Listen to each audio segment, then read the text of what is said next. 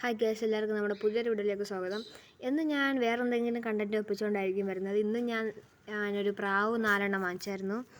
അതിൽ എൻ്റെ ഒരു കൂട്ടുകാരൻ തന്നതാണ്. അപ്പോൾ ഞാൻ ഇന്ന് അതിട്ടാണ് വീഡിയോ കണ്ടൻറ്റ് ചെയ്യാൻ പോകുന്നത്. ഇനിയുള്ള പാർട്ട് 3 അതായിരിക്കും. എൻ്റെ കണ്ണിലൊരു സാധനം കാണുന്നുണ്ടോ ഗൈസ്? ഒരു കറുത്ത കളറിൻ്റെ പൊങ്ങിയിരിക്കുന്നു. അതിനെ കങ്കോട്ടി എന്നൊക്കെയാണ് വിളിക്കുന്നത് ഗൈസ്. നമ്മളവിടെ കങ്കോട്ടി, കണ്ണിക്കുരു. കൊല്ലം കണ്ടില്ലെങ്കിൽ ആരെങ്കിലും കണ്ണിക്കുരു ഉണ്ടെന്ന് വെച്ചാൽ കാണിച്ചു കൊടുക്കാം ഗൈസ്. അപ്പോൾ നമ്മുടെ പ്രാവുകൾ നമ്മളവിടെ ഇവിടെ നിൽക്കുന്നുണ്ട്. അപ്പം നമുക്ക് ജസ്റ്റ് അവിടെ പോയി ഇരുന്ന് നമുക്ക് ജസ്റ്റ് ഒന്ന് അതിനെ നോക്കാം.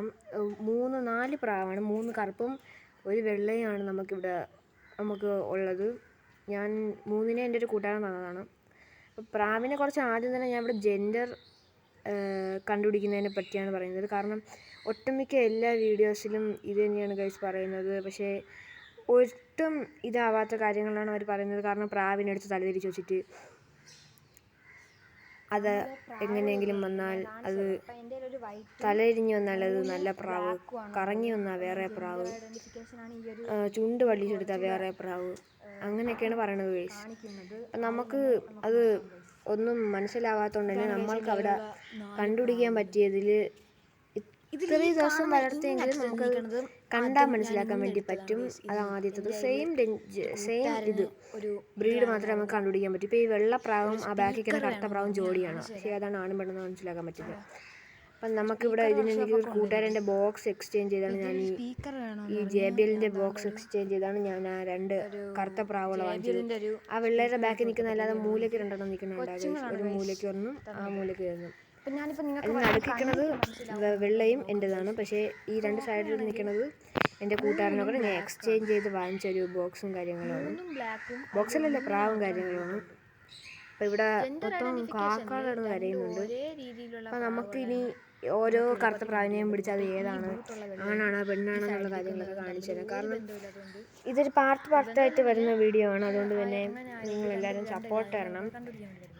ഈ പ്രാവുകളെ ആദ്യം തന്നെ നമ്മളൊന്ന് നിരീക്ഷിക്കണം. ക്ഷമ വേണം. ഒരു പ്രാവിനെ വാങ്ങിച്ചിട്ട് അപ്പം തന്നെ യൂട്യൂബിൽ കയറി നോക്കി ആണാണോ പെണ്ണാണോ ഐഡൻറ്റിഫിക്കേഷൻ എന്ന് ഇടിച്ചാൽ ഒന്നും വരില്ല. അപ്പം നമുക്ക്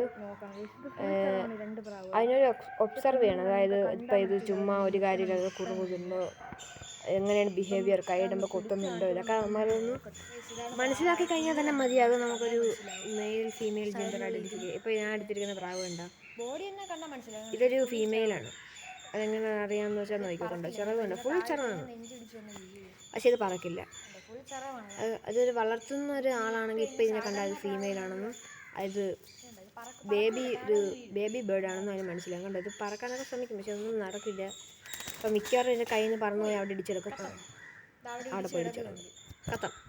നമുക്ക് അവിടെ പോയി ഇടിച്ചെടുക്കും. കാണിച്ചു തരാം. കണ്ടോ, അവിടെ കിടക്കുന്നുണ്ട്. എല്ലാ പ്രാവുകളും ഇങ്ങനെ തന്നെ അതിന് പറക്കാൻ ടെൻഡൻസി വരും. മണ്ടയിലായിരിക്കുമ്പോൾ അല്ല ഹൈറ്റിലായിരിക്കുമ്പോൾ നിങ്ങൾ വിട്ടുകൊടുത്താൽ നിങ്ങളുടെ പ്രാവ് നെഞ്ചിടിച്ചൊന്ന് കിടക്കും. അതായത് ഇതിന് പറക്കാൻ പറ്റാത്തതുകൊണ്ട് വാലിൽ തന്നെ നെഞ്ചിടിച്ചൊന്ന് കിടക്കും. അപ്പോൾ നമുക്കിപ്പം ഇപ്പോൾ കണ്ട ഫീമെയിലാണ്. അതിനെ ഒന്നുകൂടെ പിടിച്ച് ഇനി എങ്ങനെയാണ് അതിനെ ഐഡൻറ്റിഫൈ ചെയ്യേണ്ടതെന്നും എങ്ങനെയൊക്കെ ഇതിനെ നോക്കാമെന്ന് ഇണക്കിയെടുക്കാമെന്നും ഉള്ള എല്ലാ വീഡിയോകളും നമ്മളുടെ ഇവിടെ പറയാൻ കഴിയും. അപ്പോൾ അതുണ്ട്, ഇത് നമ്മൾ ആ സെയിം എടുത്ത ബേർഡ് തന്നെയാണ്.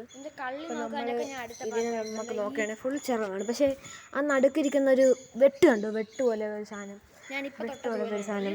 ഒരു ചിറവ്, ആ ചിറവ് ഇങ്ങോട്ടും മറ്റേ ചിറവ് അങ്ങോട്ടുമാണ് പോകുന്നത്. ആ നടുക്ക് സ്പ്ലിറ്റ് കണ്ടോ, അത് മനസ്സിലാക്കാൻ പറ്റും. ആ നടുക്ക് അതിന്ന് ഒരു സൈഡ് പോകുന്നത് ലെഫ്റ്റിലോട്ടും മറ്റേ സൈഡ് പോകുന്നത് റൈറ്റിലോട്ടുമാണ് ഗൈസ്. അപ്പം ഞാൻ ഈ ഓഡിയോ വോയിസ് ഓവർ ചെയ്യുമ്പോൾ ഇവിടെ ചെറിയ പ്രശ്നങ്ങളുണ്ട്.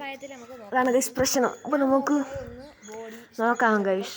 ഇതുണ്ടോ, ഇതിനെ നോക്കുമ്പോൾ നമുക്ക് മനസ്സിലാവും കണ്ടാൽ തന്നെ ഇതൊരു ഫീമെയിൽ. കണ്ട അതിൻ്റെ വായിച്ചപ്പോൾ തന്നെ വയറൊക്കെ നിറച്ചാണ് കൊടുത്തു വെച്ചിരിക്കുന്നത്. അപ്പം ഇനി നമുക്ക് ഇതിനെ ജസ്റ്റ് നോക്കാം ഗൈസ്, മെയിലാണോ ഫീമെയിലാണോ. ഇപ്പോൾ ഇത് ഫീമെയിലാണ്. കാരണം ചുണ്ടിൻ്റെ നീളം 2 ബോളുകളിരിക്കുന്ന സാധനം കണ്ടോ, പൊടിയാണ് ഗൈസ്. നമുക്ക് ആ ബോളുകളിരിക്കുന്ന സാധനം കഴിഞ്ഞാണ് നമ്മൾ അളക്കുന്നത്. കാരണം ഒട്ടുമിക്ക ഫീമെയിൽസിന് അതിൻ്റെ ബാക്കിൽ പൂട കാണില്ല ഗൈസ്. അതുകൊണ്ട് ആ ബോള് കഴിഞ്ഞാലാണ് അളക്കാനുള്ളത്. അപ്പം ഇതൊരു ഫീമെയിൽ ആണെന്നുള്ള കാര്യം നിങ്ങൾക്ക് മനസ്സിലായല്ലോ. അപ്പോൾ നിങ്ങൾക്ക് ഈ ഒരു ലക്ഷണം എല്ലാത്തിലും എലിജിബിളാണ്. പക്ഷേ നിങ്ങൾ ഇപ്പോൾ ചോദിക്കും 2 മെയിലാണെങ്കിൽ എന്ത് ചെയ്യും? 2 മെയിലാണെങ്കിൽ 2ൻ്റെയും ചുണ്ട് സെയിം ആയിരിക്കും.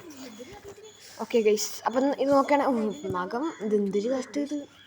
നമ്മളെ ഫീമെയിലും രണ്ടും ഒരേ സെയിം ആണെങ്കിൽ നിങ്ങളിതിനെ ഒരു കൂട്ടിലോട്ട് മാറ്റിയിടുക. നിങ്ങൾ കൈ ഇടുമ്പോൾ ചുമ്മാ നിങ്ങളെ കൊത്താനുള്ള ടെൻഡൻസി അങ്ങനെയുള്ള ടെൻഡൻസികളൊക്കെ വരികയാണെങ്കിൽ അതൊരു മെയിലാണ്. പക്ഷേ നിങ്ങളെ കാണുമ്പം നിങ്ങൾ കൈ കൊട്ടിക്കുമ്പം കുറുകുന്നുണ്ടെങ്കിൽ നമുക്കത് പറയാൻ പറ്റില്ല. കാരണം എല്ലാവരും പറയും കുറുകുന്നത് ഫീമെയിലാണ്. പക്ഷേ നമ്മൾ കൈ ഇടുമ്പോൾ ആണായാലും പെണ്ണായാലും കുറുകും.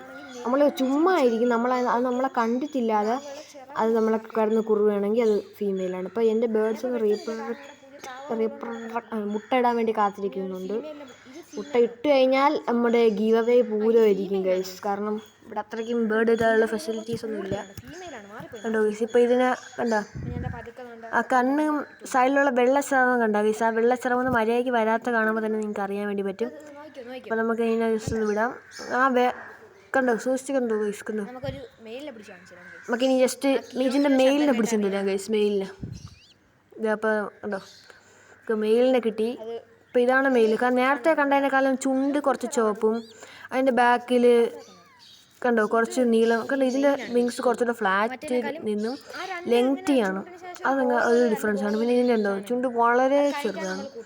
ആ ബോൾ കഴിഞ്ഞാണ് അളക്കാനുള്ളത്. അപ്പോൾ നോക്കൂ ഗൈസ്, അപ്പം കണ്ടോ ഇതുണ്ട് ഇതിൻ്റെ അതേപോലത്തെ കാര്യങ്ങളൊക്കെ ശ്രദ്ധിച്ചു കഴിഞ്ഞാൽ ഇതൊരു മെയിലാണ് നമുക്ക് മനസ്സിലാക്കാൻ വേണ്ടി പറ്റും. ഇപ്പോൾ ഇതല്ലെങ്കിൽ ഞാനൊരു ചാനൽ റെക്കമെൻഡ് ചെയ്യാം, ഹെൽത്ത് ആൻഡ് വേജ് എന്നാണ് പറയുന്നത്.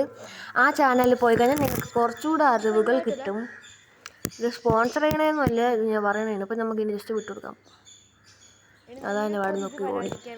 പിന്നെ ഇങ്ങനത്തെ പൊടിപ്രാവുകൾ ഒരിക്കലും പറക്കില്ല, അത് ഓടുകയാണ് ചെയ്യുന്നത്. അതുകൊണ്ട് മാക്സിമം പ്രെഡേറ്ററി ഈ പൂച്ച പാമ്പ് അതേപോലെയുള്ളതിൽ നിന്നൊക്കെ മാറ്റി വരുന്നൊരു സ്ഥലത്തിടുക. കീരി അതേപോലെ നിന്നൊക്കെ മാറ്റി വരുന്ന സ്ഥലം. കീരിയൊക്കെ പിടിച്ച് കഴിഞ്ഞാൽ ഒന്നും ഈ ബേബി ബേഡ്സിന് ചെയ്യാൻ വേണ്ടി പറ്റത്തില്ല, ജസ്റ്റ് അതിനെ ഇതാക്കുന്നത്. അപ്പോൾ നമ്മൾ വെള്ള പ്രാവിനെ പിടിച്ച് കാണുന്നുണ്ട്. ഇതിന് ചിറകുണ്ടോ.